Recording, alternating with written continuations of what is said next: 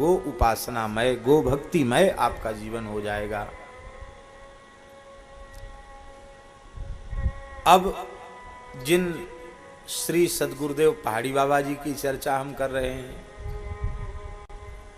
उनका जीवन भी गाय से जुड़ा हुआ रहा।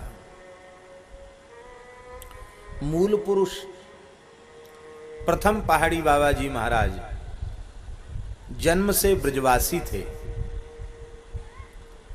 सनाढ़ विप्र कुल में उनका जन्म हुआ था, यमुना पल्ली पार अमरोली गांव में।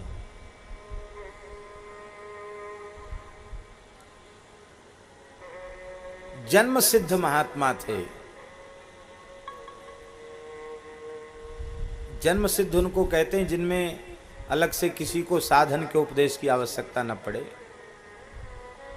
सुना तो ऐसा जाता है कि प्रथम समाधि आपने 1 सप्ताह की 5 वर्ष की आयु में लगाई थी।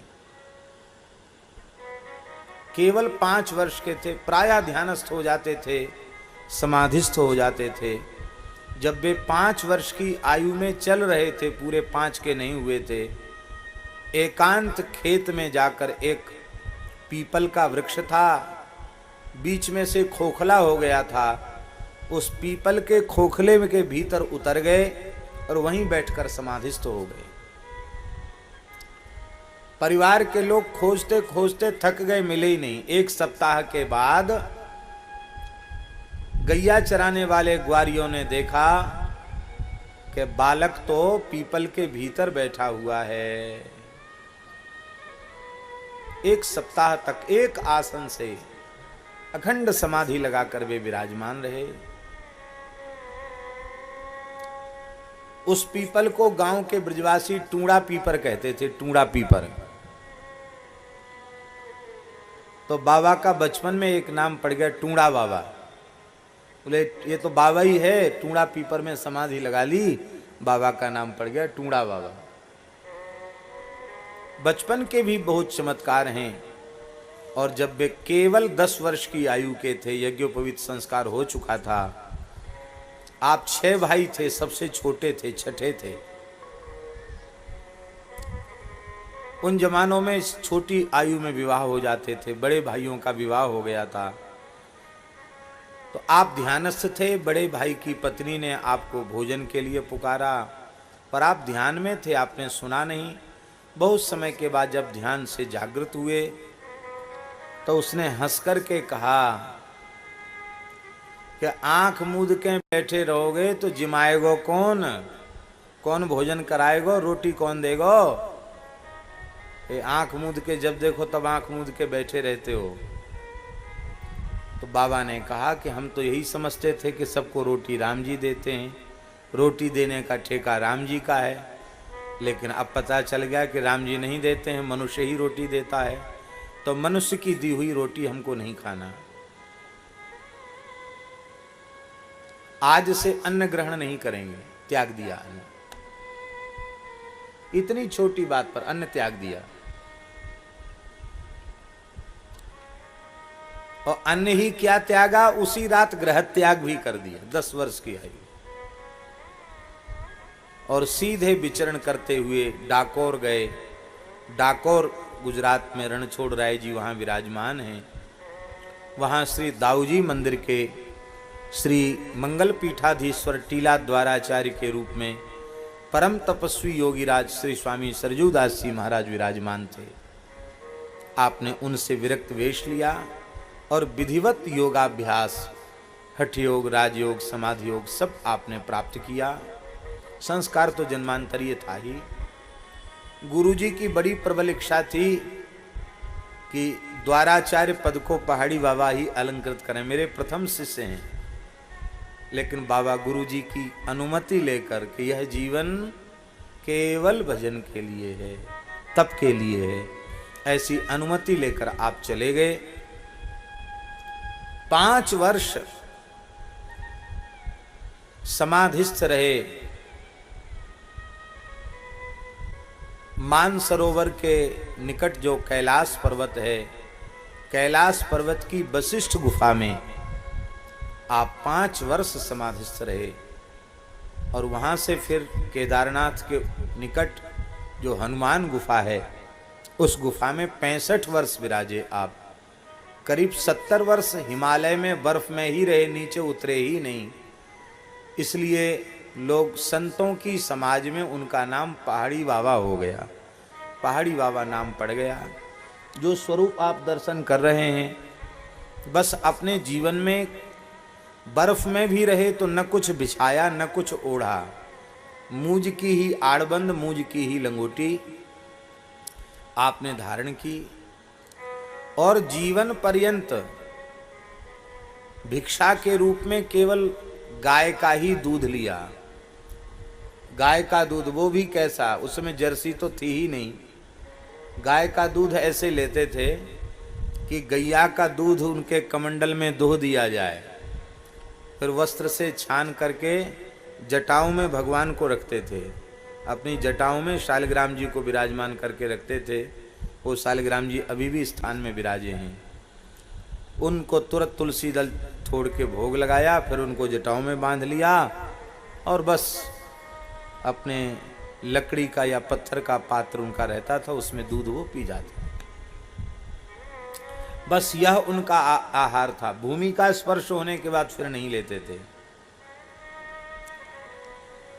अपने संपूर्ण जीवन में मनुष्य निर्मित किसी स्थान में वे नहीं गए, झोपड़ी में भी नहीं गए, क्योंकि झोपड़ी भी मनुष्य बनाता है। या वृक्ष के नीचे रहे या पहाड़ में रहे तो पर्वत की कंदरा में रहे, गुफा में रहे। कभी किसी ने उनको पैर फैलाकर लेटते हुए या सोते हुए नहीं देखा, सदा आसन पर बैठे हुए देखा।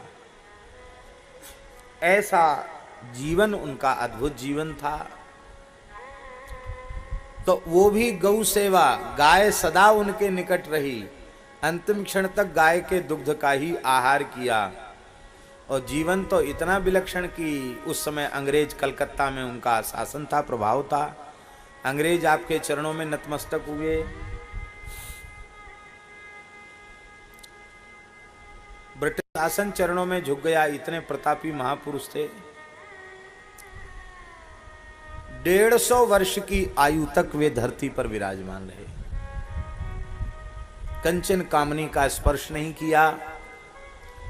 कार्तिक पूर्णिमा को ही जन्म हुआ और कार्तिक पूर्णिमा को ही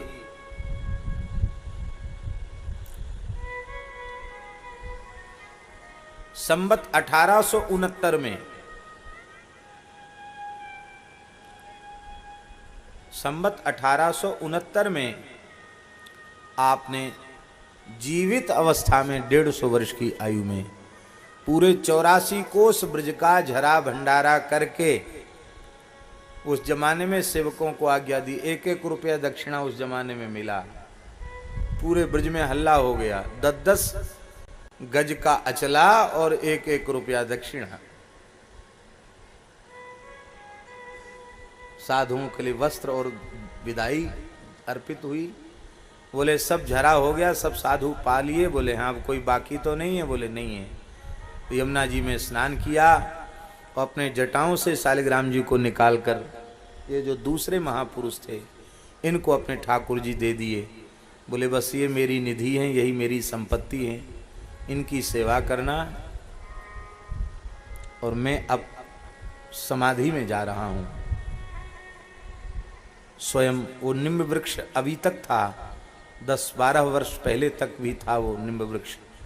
उस वृक्ष के नीचे स्वयं ही खुदवा करके रज में आप विराजमान हो गए, ऊपर से ढक दिया गया। आज भी उनकी समाधि है। ऐसा अनुपम जीवन श्री द्वितीय पहाड़ी बाबा श्री स्वामी लक्ष्मणदास जी महाराज, इनका भी जीवन ऐसा ही था। ये ब्रजवासी विप्र बालक थे।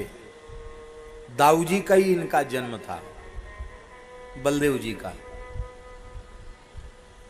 इनका भी जन्म सनाढ़ विप्रकुल में हुआ था।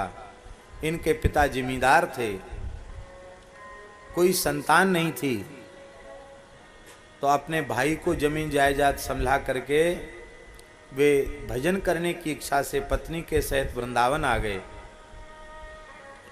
वृंदावन में जहाँ इस समय खाक चौक स्थान है, वहाँ आपको पहाड़ी बाबा का दर्शन हुआ तो सहज श्रद्धा जुड़ गई, बार बार आने लगे। एक बार दीक्षा की प्रार्थना की। बाबा बोले, तेरे मन में पुत्र की कामना है, वो कामना से पुनर्जन्म होता है, मेरे शिष्य का पुनर्जन्म हो ये संभव नहीं है। भजन करने के लिए अपनी इच्छा से आवे तो कोई बात नहीं, पर कर्म के बंधन में बंधकर द्वारा जन्म ले ये संभव नहीं है। इसलिए पहले तुम जाओ, पुत्र की वासना को पूर्ण करो, तुम्हारे एक पुत्र होगा, बाद में तुम दीक्षा लेना, भजन करना। ऐसे महात्मा थे। बोले, महाराज हमारी आयु 65 वर्ष के करीब हो रही है। श्री मल्होत्रा जी चले गए क्या? हमारी आयु 65 वर्ष के करीब की हो रही है। अब पुत्र प्राप्ति का कोई अवसर नहीं है, आयु नहीं है। बाबा बोले, मेरी वाणी निकल गई, अब तो जाओ। आपने जाते जाते कहा, गुरुदेव यदि पुत्र हो गया तो मैं आपके ही चरणों में भेंट कर दूंगा, मैं तो अब भजन ही करूंगा। और आपको पुत्र की प्राप्ति हुई। यही पुत्र हुए द्वितीय पहाड़ी बाबा श्री स्वामी लक्ष्मणदास जी महाराज। हमने अपने गुरुदेव से सुना कि जब ये 1.5 महीने के थे तब इनके माता पिता ने धूना पर बाबा के चरणों में भेंट कर दिया। बोले, बस आपकी अमानत, आप उसको संभालो। संत किस बात से द्रवित हो जाएं? अरे बोले, बुढ़ापे की संतान बहुत प्यारी होती है, कोई दे नहीं सकता है, पर तू बचन का पक्का निकला ब्राह्मण तो मेरा हृदय प्रसन्न है, इसको तो मैंने स्वीकार कर लिया, तेरे 4 पुत्र और होंगे। बोला, महाराज ब्रजवासी बहुत नाम धरेंगे, हंसी करेंगे कि पंडित जी ने बुढ़ापे में लाइन लगा रखी है। बोले, अब तो वाणी निकल गई, अब तो वाणी निकल गई। ऐसी संतों की वाणी हुआ करती थी। जब ये 7 वर्ष के हुए तब बाबा के चरणों में आपके पिता माता ने पुनः भेंट किया। बाबा ने ब्राह्मणों को बुलाकर विधिवत 7 वर्ष की आयु में आपका यज्ञोपवीत संस्कार कराया और थोड़ी सी शिक्षा के बाद बाबा ने इन्हें विरक्त वेश प्रदान किया। और अपने संपूर्ण जीवन में श्री स्वामी लक्ष्मणदास जी महाराज भी ऐसे ही रहे, न नीचे कुछ बहिर्वास पहरा, न ऊपर से उत्तरीय, केवल एक लंगोटी में। और ये भी महान योगीराज थे। शरीर ही आप देख रहे हैं। हमारे महाराज जी कहते थे कि अखंड भस्म चढ़ाते थे शरीर पर। यमुना जी में स्नान करके एक बार बैठ जाएं बिना भस्म चढ़ाए हुए तो शरीर इतना चमकता था कि सामने खड़े हुए व्यक्ति की परछाई उनके शरीर में चमकती थी, जैसे कोई शीशा चमके, ऐसे चमकता था उनका शरीर। ऐसा उनका ब्रह्मचर्य था, ऐसी उनकी साधना थी। वे अपने गुरुजी का प्रभाव उन पर इतना अधिक पड़ा कि पहाड़ी बाबा की समाधि ग्रहण करने के बाद उन्होंने मंदिर बनाया, ठाकुर जी विराजे, गुरुदेव को विराजमान किया। लेकिन इसके साथ ही एक निश्चय रखा। क्या? बाबा श्री लक्ष्मणदास जी कहते थे कि मैं साधु उसे मानता हूँ जिसके मरने के बाद शरीर को ढकने के लिए कोरा कपड़ा न मिले और संग्रह के नाम पर फूटी कौड़ी उसके पास न मिले, मैं उसे साधु मानता हूँ। और किसी प्रसंग में कहा भी था, यदि मेरी मृत्यु के समय ऐसा न हो तो मुझे साधु मत मानना। और ऐसा ही हुआ। जब उनका शरीर पूरा हुआ तो महाराज जी ने पहाड़ी बाबा के पीछे की कोठरी में देखा कि शायद कुछ व्यवस्था हो। फूटी कौड़ी संग्रह के नाम पर नहीं निकली और स्थान में कोरा कपड़ा नहीं मिला जिसको महाराज के शरीर को ढका जा सके। 1 रुपए की 3.5 से रवड़ी आती थी। तो महाराज जी कहते कि गुरु महाराज के चरणों में कभी 1 रुपया चढ़ गया तो बड़े खुश होते थे। कहते जा ठाकुर जी रबड़ी का भोग लगाएंगे, जा बच्चा ले आ रबड़ी। और रबड़ी लेकर के भोग लगा करके पाते तो नहीं कितना सब वितरित कर देते। कोई कहता महाराज अमुक महात्मा माधवदास तो चला गया वहाँ, बोले हाजिर में हुज्जत नहीं गैर की तलाश नहीं, जो उपस्थित है उसको मिल जाएगा, जो अनुपस्थित है उसको नहीं मिलेगा। माने इतना अधिक संग्रह से बचते थे कि वस्तु थोड़ी देर के लिए भी बच जाए, नहीं आई खत्म करो, समाप्त कर दो, कुछ रहने मत दो, कुछ भी नहीं रहना चाहिए, ऐसा उनका जीवन। पहाड़ी बाबा के सेवक कलकत्ता में चिंतित हो गए कि ऐसे कैसे स्थान चलेगा, बाबा जी तो एकदम पक्कड़ है, रखते कुछ है नहीं। खाली हाथ कमंडल लेकर कुंभ में जाते थे और 1-1.5 महीने की सेवा वहीं चढ़ोत्री जो चरणों में आती उसी से सेवा करके फिर जैसे खाली हाथ जाते ऐसे खाली हाथ पैदल चले जाते थे। विलक्षण जीवन था उनका श्री लक्ष्मणदास जी महाराज का। उन्होंने भी अंतिम क्षण तक गो सेवा की और प्रसाद वो तो पाते थे पर प्रसाद बहुत अल्प लेते थे, गो दुग्ध ही उनका आहार था। और तृतीय पहाड़ी बाबा पूज्य श्री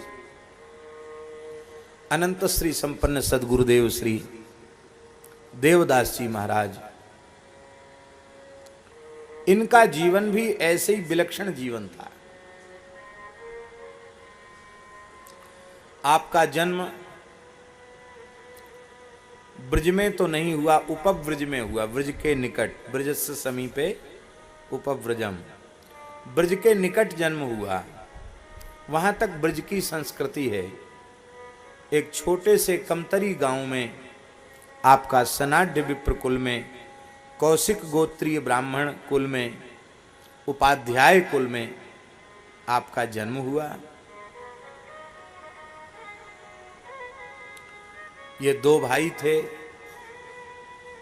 महाराज छोटे थे, अभी छोटे बालक ही थे, मुश्किल से आयु रही होगी 12-13 वर्ष की। जनेऊ तो आपका परिवार में संस्कार पवित्र थे तो समय से हो गया था। उस मंदिर का भी इस बार हम दर्शन करके आए जहाँ की ये घटना है। तो मंदिर है वहाँ, राम जानकी का मंदिर कहा जाता जगिया। वहाँ कीर्तन हो रहा था और महाराज खेलते, बालकों के साथ खेलते खेलते ऐसे ही लेट गए तो नींद आ गई। उसी समय एक भयंकर नाग, वो मणिधर सर्प ही था, वो सर्प नाग आया और आकर इनके पेट पर कुंडली मारकर बैठ गया। और जहां धौंकनी चलती है ना, जहां, इस धौंकनी की जगह को अपनी जीभ से चाटने लग गया। उसके ठंडे ठंडे स्पर्श और चाटने से आपकी आंख खुली और देखते ही तो एकदम बोलती बंद। भला कौन बोल सकता है ऐसी स्थिति में। और वो सांप बड़ी जोर की आवाज कर रहा था। उसकी आवाज को सुनकर लोगों का ध्यान गया और कितने जल्दी परिसर खाली हो गया पता ही नहीं चला। गाने बजाने वाले भी लोग बैठे थे, कुछ कीर्तन भजन हो रहा था, वो सब भाग गए, ढोलक और हारमोनिया छोड़ के सब भाग गए। महाराज के शरीर के पिताजी भी वहाँ थे, उनको गाने बजाने का शौक था, वो भी गाते बजाते वो भी चले गए। महाराज जी कहते उसी समय हमें ज्ञान हो गया कि ये सर्प नहीं है, यह साक्षात काल है, सारी सृष्टि को यही निगल रहा है और मानव शरीर का फल तो भगवान का भजन है। कहा हे रघुनाथ जी, आपके मंदिर में हम पड़े हैं, काल मेरी छाती पर बैठा है और धौंकनी चाट रहा है। यदि आप हमें जीवन देंगे तो फिर बचा हुआ जीवन हम आपके चरणों में ही न्यौछावर कर देंगे, केवल भजन करेंगे, दूसरी प्रवृत्ति नहीं करेंगे।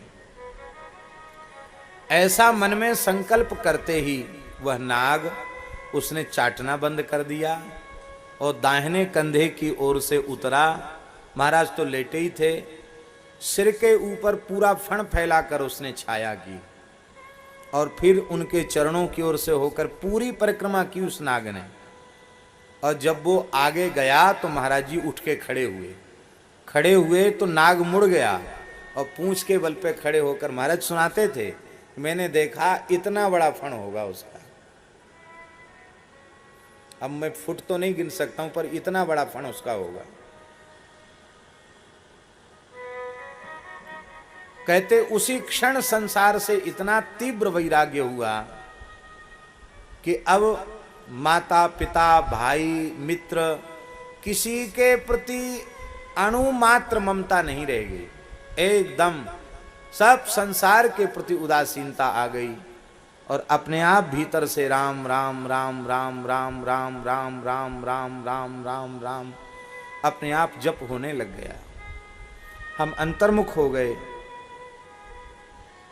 पिताजी ने स्वयं पंडित थे, ठीक करने की कोशिश की, नहीं हुआ तो गोरमी में एक बहुत अच्छे शास्त्री जी थे, ज्योतिष के बड़े विद्वान थे, उनके पास ले गए, सारी घटना सुनाई। तो उन गोरमी के शास्त्री जी ने कहा, इनका जन्मांग देखकर और सर्प छाया किया मणिधर सर्प ने, इसका विचार करके उन्होंने कहा कि ये बालक, इस प्रकार के संस्कार वाला बालक या तो सारी धरती का चक्रवर्ती सम्राट होता है या फिर यति सम्राट होता है, योगी राज होता है। तो बोले राजा वाले ग्रह तो प्रबल नहीं है, पर ये महान योगी महान तपस्वी होगा, संत समुदाय में राजाधिराज के समान यह गरिमा प्राप्त करेगा। महाराज जी का भाव और पुष्ट हो गया कि अब तो साधु बनना ही है। बोलती अपने ओर से बोलना बंद कर दिया था। लोग सोचते थे कि सांप के चाटने से बोली चली गई, लेकिन बोली गई नहीं थी, वाणी गई नहीं थी, आपने अपनी इच्छा से बोलना बंद कर रखा था। एक दिन कुछ समय बाद सहज वैराग्य हुआ और फिर भाग चले और घर से निकलकर कहां कहां ट्रेन में बैठकर कैसे जगन्नाथपुरी पहुंच गए। जगन्नाथपुरी पहुंच गए तो वहां जगन्नाथ जी को महाप्रसाद तो सबको मिलता ही है, वहीं पड़े रहते, आसपास कहीं भी लेट जाते। और महाराज जी सुनाते थे, कभी कभी बहुत ध्यान से सुने, महाराज जी सुनाते थे कि एक बालक हमको रोज मिलता और हमको 2 पैसा देता। कितना पैसा? एक बालक रोज हमको मिलता और हमको 2 पैसा देता। पैसा तो था नहीं पास में, तो 2 पैसा इसलिए देता था कि 2 पैसे में एक बड़े दोना भर के काजू मिलता था। तो महाप्रसाद तो जगन्नाथ जी का भोग जगन्नाथ जी की इच्छा से लगता, कब लगेगा कब मिलेगा। और वहाँ आनंद बाजार में तो कुछ सेवा दो तो मिलेगा, बिना सेवा दिए मिलेगा भी नहीं। फिर भी कोई ना कोई साधु को पवा देता अपनी ओर से भी थोड़ी सेवा करके। तो महाराज जी कहते कि 2 पैसा का एक भर दोना काजू आता था और वो पैसा मिलते ही हम तुरंत बाहर से काजू खरीद लेते, जगन्नाथ जी को अर्पित करके काजू पा लेते। काजू रोज पाए, महीनों तक वहां काजू पाए, 1-1.5 महीने तक। एक दिन अकस्मात चित्त में बहुत विक्षेप हो गया। विक्षेप हो गया तो प्रायः हम मौन रहते, अपनी इच्छा से मौन रहते थे, नाम तो भगवान का बोलते थे, पर चाहते बोलना तो बोल सकते थे। तो कहते वहां एक वृद्ध महात्मा से हमने पूछा कि अब बहुत विक्षेप हो रहा है, बिल्कुल यहाँ मन नहीं लग रहा, क्या कारण है। उन महात्मा ने कहा, तुम्हारी माता मरणासन्न है, तुम्हारे वियोग में मृत्युशैया पर पड़ी है और तुम्हारी बार बार चिंता कर रही है, तुम्हारे लिए रो रही है, इसलिए तुम्हें विक्षेप हुआ है और उसकी मृत्यु के पूर्व तुम्हें उसके निकट जाना ही चाहिए, माँ की इच्छा पूर्ण करनी चाहिए। तब आप वहां से चलकर फिर पधारे और आकर के आपने माँ का दर्शन किया। माँ बिल्कुल सूख के कांटा है गई। लोगों ने बताया कि तो कुछ खाती पीती नहीं है, खाली रोती रहती है। 2 महीना से ऊपर हो गया। तब महाराज जी को भी रोना आ गया मैया के प्रेम को देख करके। तो मैया को फिर प्रेम से पवाया। आज मैया ने कुछ थोड़ा सा अन्न ग्रहण किया, बहुत प्रसन्न हुई। और मैया बोली कि मैं मर जाऊं तो तू चलो जाइयो, बस भले ही तू पढ़े लिखे नहीं भजन कर, पर मैं मर जाऊं तो चलो जाइयो। हमने भी किया ठीक है मैया, इतना प्रेम है तो जब तक तुम्हारा शरीर है यहीं रहूंगा, फिर चला जाऊं। मैया धीरे धीरे ठीक होने लगी, शरीर में शक्ति आने लगी। 8-10 दिन हुए थे, प्रसाद पाना भी मैया ने शुरू कर दिया था। और 8-10 दिन बाद ही उसको नेक बुखार आया और उसी में जैसी आराम, मैया चली गई। ठाकुर जी जिसको अपनी ओर लेना चाहते हैं कैसी लीला करते हैं। मैया का संस्कार हुआ और महाराज जी कहते जिस दिन मैया की तिरही हुई, भंडारा हुआ, उसी रात को फिर हम घर छोड़कर निकल पड़े और सीधे वृंदावन आए। वृंदावन में टोपी कुंज के महाराज जी थे, परम पूज्य भक्तमाली श्री माधवदास जी महाराज, महंत श्री माधवदास जी महाराज, पूज्यपाद पंडित श्री जगन्नाथ प्रसाद भक्तमाली जी ने उन्हीं के चरणों में बैठकर भक्तमाल का प्रसाद प्राप्त किया। सिद्ध पुरुष थे ब्रजमंडल के, उनके पास महाराज जी पहुंच गए, वहां रहे। 1.5-2 महीने रहने के बाद उनसे दीक्षा की प्रार्थना की। उन जमानों में इतने जल्दी लोग दीक्षा नहीं देते थे कि आश्रम में आ जाया आज ही मुड़ के चेला बना दो। बहुत परीक्षा करते थे तब दीक्षा देते थे। आपने कहा महाराज हमें दीक्षा दे दो, हमें कंठी दे दो। किसी से मंत्र नहीं लिया हमने। तो बाबा श्री माधवदास जी महाराज ध्यानस्थ हुए और कहा मैं तुम्हारा गुरु नहीं हूं, तुम्हारे गुरु खाकचौक में हैं, द्वितीय पहाड़ी बाबा श्री लक्ष्मणदास जी महाराज। तुम्हारा दीक्षा का संस्कार वहां होने को लिखा है, पर वे जल्दी किसी को दीक्षा नहीं देते हैं। पर आज ही तुम चले जाओ और कहना कि बाबा मेरा नाम लेकर बोलना कि उन्होंने भेजा है और दीक्षा की प्रार्थना की है। उन्होंने कहा कि महाराज से दीक्षा ले लो, मेरी प्रार्थना सुनकर वो दीक्षा दे देंगे। श्री लक्ष्मणदास जी महाराज ने कृपा पूर्वक महाराज जी को दीक्षा प्रदान की। ये जो तृतीय पहाड़ी बाबा हमारे पूज्य सद्गुरुदेव, जिनसे हमने चतुर्थ आश्रम की दीक्षा प्राप्त की, वैष्णवी दीक्षा, संस्कार और शिक्षा पूज्य सद्गुरुदेव श्री भक्तमाली जी से प्राप्त की। पर विरक्त वेश चतुर्थाश्रम की दीक्षा हमने परम तपस्वी योगीराज श्री स्वामी पहाड़ी बाबा श्री देवदास जी महाराज से कृपापूर्वक प्राप्त की। तो ऐसे तो महाराज का ग्रह त्याग हुआ। आप विचार कीजिए, ऐसे महाराज जी का ग्रह त्याग हुआ और फिर खाकचौक बहुत समय तक गौ सेवा, रसोई सेवा, ठाकुर जी की सेवा करने के बाद गुरु जी की आज्ञा से आप भ्रमण पर निकले। तो कितने घूमे, ध्यान से सुनो, कितने घूमे। एक लंगोटी, एक कमरिया और एक कमंडल, बस इतना लेकर बिना जूता, छाता, चप्पल, खड़ाऊं इसके घूमे। कहाँ तक घूमे? मानसरोवर तक पैदल गए, कैलाश की परिक्रमा पैदल की, अफगानिस्तान तक पैदल गए, काबुल गंधार तक पैदल गए।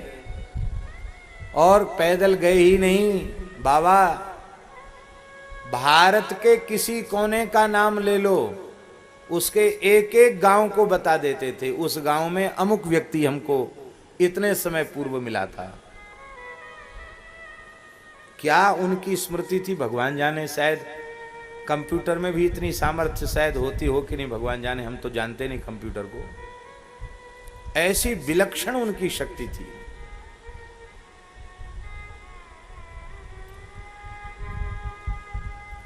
भारत पाक विभाजन तो था ही नहीं। पूरे देश का 21 वर्षों में उन्होंने भ्रमण किया। कितने साल घूमे? 21 वर्ष। रोटी मांग के नहीं खाते थे, चुटकी आटा मिल जाता, उसी को एक टिक्कड़ धुनी पर बना लिया और वो 24 घंटे में एक बार खा लिया। गाजीपुर में गंगा किनारे एक महान तपस्वी संत थे, बड़े योगीराज थे, उनसे आपने हठ योग की क्रियाओं को प्राप्त किया। प्राणायाम में बहुत कुशलता प्राप्त की आपने। सभी आसन आपको सिद्ध थे, लेकिन अभी मन की प्रसन्नता नहीं हुई, क्योंकि महाराज जी जो चाहते थे वो अभी उन्हें नहीं मिला था।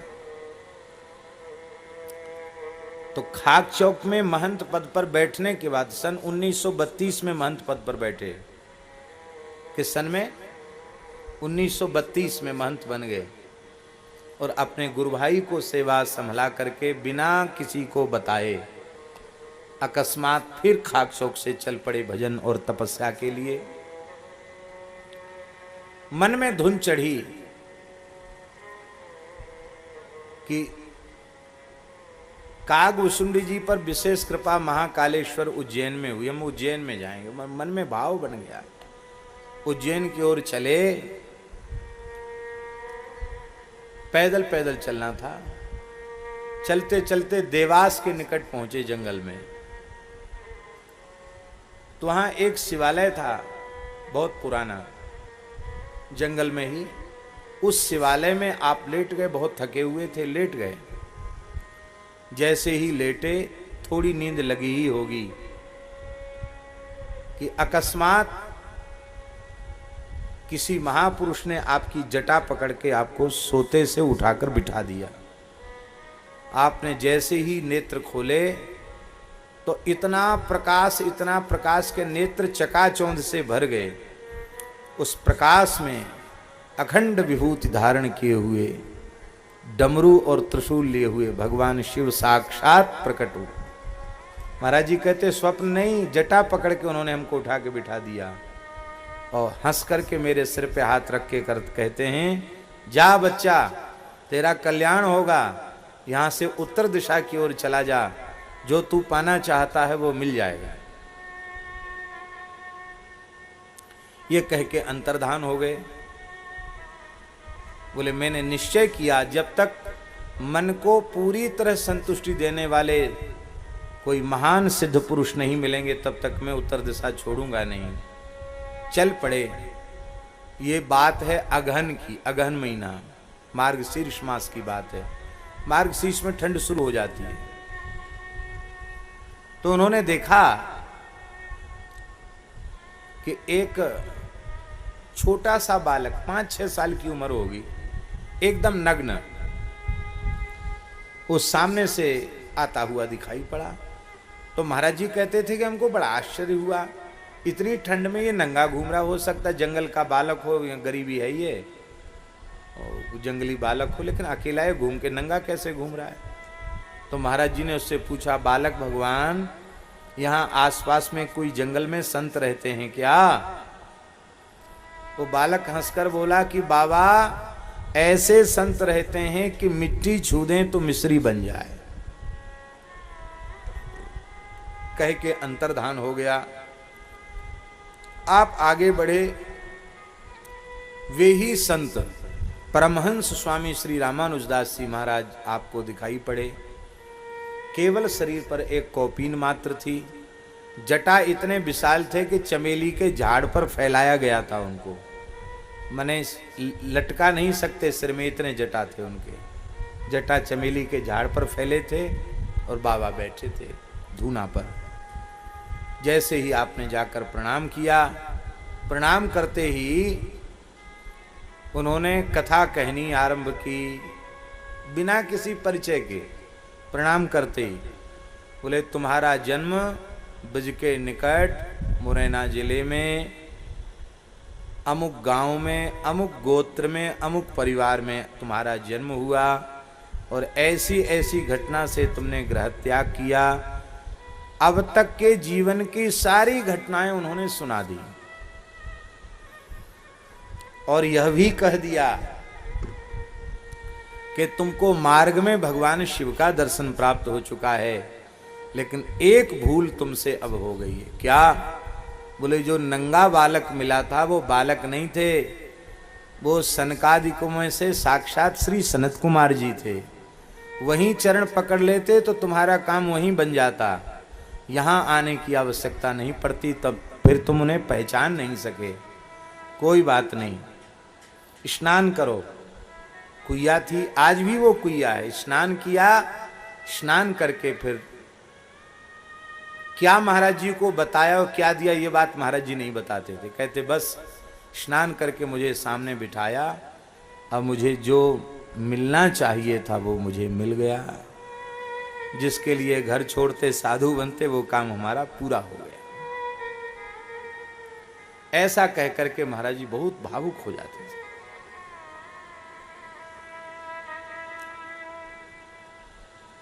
ब्रज में वहां से गुरु जी ने आदेश दिया, परमहंस जी महाराज ने आदेश दिया कि तुम चित्रकूट में जाकर साधन करो। आप उनसे साधन लेके चित्रकूट पधारे। चित्रकूट में जहां प्रमोदवन का क्षेत्र है, यहां आपने रहकर साधन किया। महाराज जी कहते थे ऐसी स्थिति थी कि मनुष्य शरीर में केवल हमारा ही शरीर था। उस क्षेत्र में भालू शेर ये सब घूमते थे जंगल में, तो बेर और कैंथा खा करके भजन किया। वहां एक करवी का वैश्य आया, वो एक मटकी भर के आटा दे गया और कुछ नमक दे गया, तो वो काफी समय के बाद उसका दर्शन हुआ था, पर खा नहीं पाए। उसी बीच में एक घटना घट गई। घटना यह घटी, ये जल्दी सुनने को नहीं मिलेंगी ये बातें, क्यों कहीं पुस्तक में छपी नहीं है, पर अपनी गुरुजनों से सुनी हुई परंपरा के अनुसार जो मेरी स्मृति में हो हम बोल देते हैं, कहीं न कहीं तो सुरक्षित रहेगा ही। तो बोले कि जैसे ही भजन में बैठे, ध्यान में बैठे, तो एक महात्मा ने मेरे ध्यान को खोल दिया। एक महात्मा मेरे सिर पर ऐसे हाथ रखा, ऐसे हिलाया, मेरा ध्यान खुल गया अकस्मात। मैंने देखा तो सामने एक अत्यंत तेजस्वी ऋषि, जिनके मस्तक पर बहुत विशाल जटाएं हैं, एक लंगोटी मात्र शरीर पर है और कुछ नहीं है।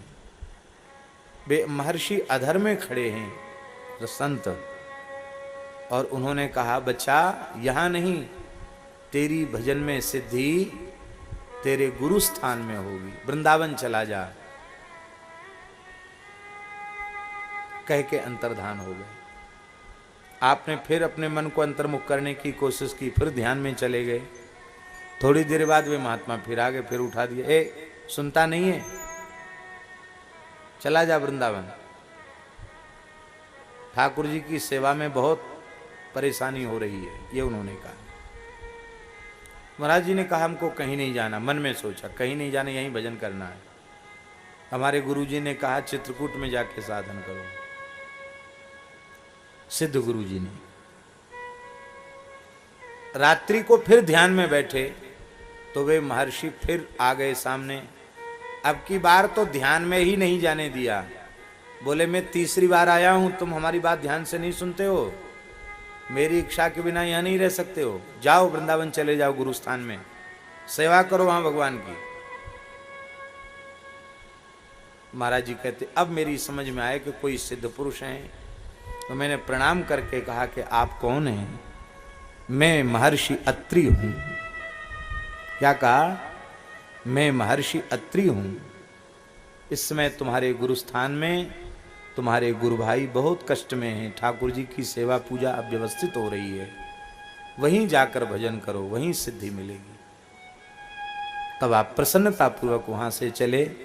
महाराज जी कहते एक मटकी अन्न एक दिन पहले मिला था आटा, उसको खाने का नंबर ही नहीं आया। वहीं जंगल में वो एक मटकी आटा छोड़ करके और फिर वहाँ से चले तो ग्वालियर आए। अंग्रेजी शासन था उस समय। महाराज जी को ग्वालियर में कुछ भेंट मिल गई। वो भेंट से फिर वृंदावन आए। गुरु भाई रोने लग गए कि रो क्यों रहे हो? बोले आप जब से गए हैं साल भर के करीब होने आई है। 2-3 महीने के बाद कलकत्ते से जो सेवा आती थी वो बंद हो गई। आश्रम में किसी प्रकार का साधन तो है नहीं, 1 बीघा जमीन नहीं है। और मूल पुरुष पहाड़ी बाबा ने आन दी थी कि हमारी गद्दी पर जो बैठेगा वो न कभी किसी से 1 रुपया मांगे और न 1 मुट्ठी अन्न मांगे। भिक्षा भी हम कर नहीं सकते। अब कुछ बेच बाच करके अब तक सेवा की। आज वह स्थिति है कि आज ठाकुर जी को अन्न का भोग नहीं लगा है। तब क्या भोग लगाया? बोले केवल दही का भोग लगाया, कुछ नहीं है, अन्न का एक कण आश्रम में नहीं है।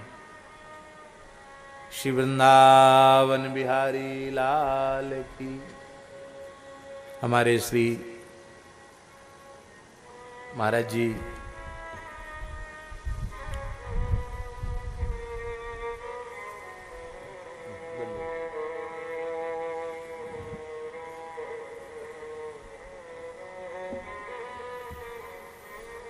श्री वृंदावन बिहारी लाल की। श्री रामलला वाले महंत जी महाराज कृपा करके पधारे हैं। तो महाराज जी कहते थे कि जो कुछ था वो हमने दिया, उसे कुछ आटा दाल चावल आया और कुछ पैसा था, उसकी जलेबी आई। राम जी को पहले जलेबी का भोग लगा और कहते तब से यहाँ हम हैं। कहते कहते व्याकुल हो जाते थे। बोले इसी वृंदावन में श्री नारद शुक सनकादिक घूम रहे हैं, बड़े बड़े ऋषि मुनि महात्मा घूम रहे हैं, अधिकारी जीवों को उनका दर्शन होता है। एक दिन हमने कहा महाराज जी आप आरती के बाद बहुत देर तक ऐसे नीचे सिर किए बैठे रहते हैं, फिर सिर झुकाते बार बार। महाराज जी बोले बच्चा मैं अपनी बात किसको बताऊं, खुली आंखों से बड़े बड़े ऋषि मुनि सिद्ध और आचार्यों का मैं दर्शन करता हूं। ऐसी उनकी स्थिति थी। जब आपको ये अवस्था नहीं मिली थी उसके पहले ही श्री जी की कृपा हो गई। खाक चौक में पुजारी थे तो पूज्य श्री लक्ष्मण दास जी महाराज बड़े सरल ब्रजवासी संत थे, बड़े सरल थे। अब पुजारी के प्रति स्थानधारी का प्रेम स्वाभाविक होता ही है। तो ठाकुर जी को लाड़ लड़ावे वो प्रिय होता है। तो बढ़िया मलमल की धोती महाराज को उन्होंने पुजारी होने के नाते दे रखी थी। तब जटा नहीं बनाए थे, केस थे महाराज के। और बोले कपड़े की जूती पहन रखी थी। पता नहीं था कि जूता पहन के परिक्रमा नहीं करते हैं 84 कोस की।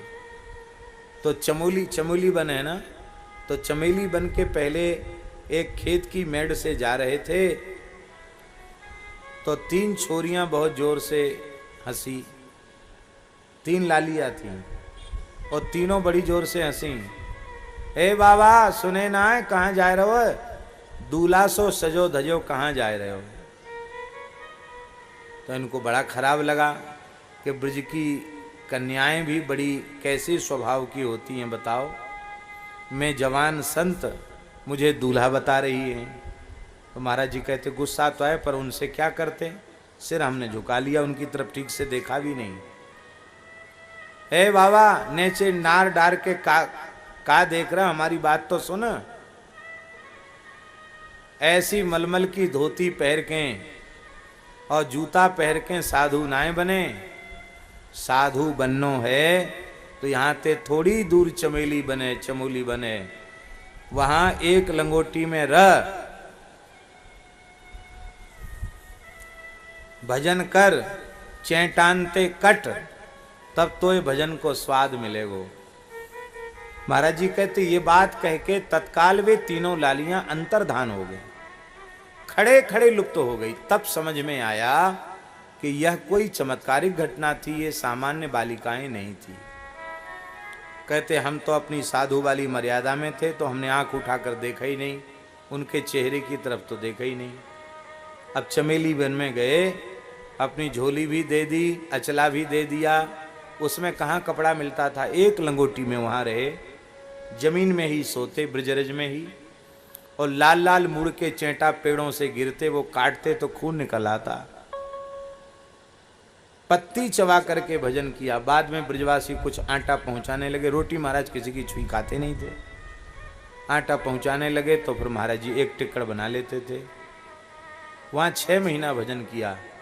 उस भजन काल में अनुभूति हुई कि ये भजन की आज्ञा देने श्री ललिता विशाखा के सहित साक्षात राधा रानी पधारी थी। महाराज जी इस घटना को सुना करके रो पड़ते थे कि बच्चा, हमें भजन में राधा रानी ने लगाया है। ब्रजभूमि के प्रति उनका अगाध प्रेम था, ब्रजरज के प्रति उनका अगाध प्रेम था। हम तो अपने को इसलिए सौभाग्यशाली मानते हैं कि ऐसे महत्पुरुषों का पादाश्रय हमें मिला और हम उनकी चर्चा कर रहे हैं, ये भी हमारा सौभाग्य। महाराज भी बहुत लंबी आयु तक विराजमान रहे। ठीक ठीक आयु का निर्णय कर पाना तो बहुत कठिन है, लेकिन अनुमान है कि करीब करीब 117 या 118 वर्ष की आयु तक तृतीय पहाड़ी बाबा धरती पर विराजे और इसके बाद उन्होंने अपने भगवान की लीला में प्रवेश किया। तो इनका जीवन भी संपूर्ण जीवन गो सेवा में गया, अपने हाथ से गो सेवा में। आज हम लोगों को प्रेरणा लेनी चाहिए। महाराज जी को तेज बुखार था, तृतीय पहाड़ी बाबा हमारे गुरु जी, बुखार था, दवाई लेते नहीं, लंघन करके और बस काढ़ा वाढ़ा पी के, गर्म पानी पी के इलाज करते थे। वो अपने ढंग का इलाज था उनका, दवाई लेते नहीं। तो महाराज जी को हमने प्रार्थना की कि महाराज जी दूध ले लीजिए। अन्न तो लेते नहीं थे, फलाहार करते थे। महाराज जी ने कहा मुझे उठा के बिठा दो, क्यों बुखार बहुत तेज था। उठा के बिठाया तो भगवान के मंदिर से आए हुए दूध के गिलास में प्रसाद को उन्होंने आपने दोनों हाथ से स्पर्श करके सिर से लगाया और कहा पी जाओ। तो हमने कहा महाराज जी आप ले लीजिए। अरे मैंने कहा ना पी जा, आज मेरे शरीर से गौ सेवा नहीं बनी है, इसलिए मैं गाय के दूध को पीने का अधिकारी नहीं हूं। क्या कहा? जो स्थान के महंत, मुखिया, गद्दी नसीन जो कहो, जो सारी सेवा करते, आज केवल बुखार के कारण गैया की सानी नहीं बना पाए, प्रत्यक्ष अपने हाथ से गो सेवा नहीं कर पाए, इसलिए अस्वस्थ अवस्था में भी उन्होंने दूध नहीं लिया। आज स्थानों में हमें घी भी चाहिए, दूध भी चाहिए, दही भी चाहिए, छाछ भी चाहिए, और कहें कि जाओ गौशाला में झाड़ू लगा जाओ, गोबर उठा लो। अरे हम ही राजी नहीं है, दूसरा कौन राजी होगा?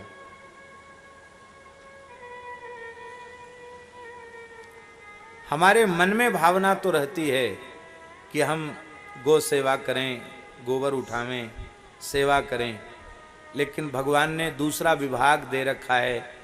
उस सेवा में इतनी व्यस्तता बनी रहती है कि चाह कर भी संभव नहीं हो पा रहा है। या तो ये समझो, या ये समझो कि हमारी निष्ठा की कमी है। निष्ठा होती तो कैसे भी निकाल लेते समय, तो हम गौ सेवा नहीं कर पाते हैं प्रत्यक्ष। पर यह उनका जीवन था।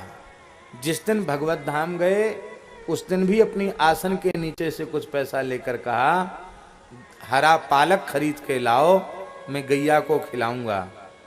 अपने हाथ से शरीर भगवत धाम जाने के आधा घंटे पहले अपने हाथ से सब गैयों को बुला करके अपने हाथ से हरा खिलाया महाराज जी ने।